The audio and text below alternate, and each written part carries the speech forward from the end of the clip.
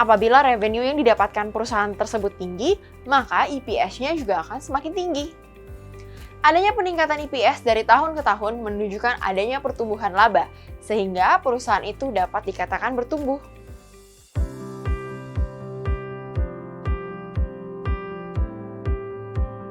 Halo kawan Visto, selamat datang di video EduFast. Masih membahas mengenai profitabilitas rasio. Kali ini kita akan membahas earning per share atau yang biasa disingkat EPS. Earning per share adalah rasio atau perbandingan antara laba bersih dengan jumlah saham yang beredar dalam suatu periode laporan keuangan. Semakin tinggi rasionya, artinya semakin baik. Pada umumnya, EPS setara dengan revenue perusahaan. Artinya, apabila revenue yang didapatkan perusahaan tersebut tinggi, maka EPS-nya juga akan semakin tinggi. Adanya peningkatan EPS dari tahun ke tahun menunjukkan adanya pertumbuhan laba, sehingga perusahaan itu dapat dikatakan bertumbuh. Naiknya laba bersih dapat dipengaruhi oleh beberapa faktor, seperti adanya kenaikan laba bersih, tetapi jumlah saham yang beredar tetap. Atau laba bersihnya tetap, namun jumlah saham yang beredar berkurang. Yang ketiga adalah nilai persentase peningkatan laba bersih lebih besar daripada persentase peningkatan jumlah saham yang beredar.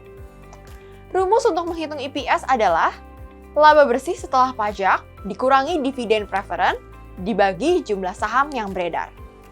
Dari rumus tersebut, kita dapat mengetahui bahwa EPS hanya menilai pendapatan yang ada pada pemilik saham biasa.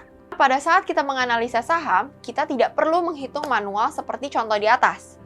Pada umumnya, data EPS ini sudah disajikan di berbagai aplikasi trading saham, seperti aplikasi Investasiku.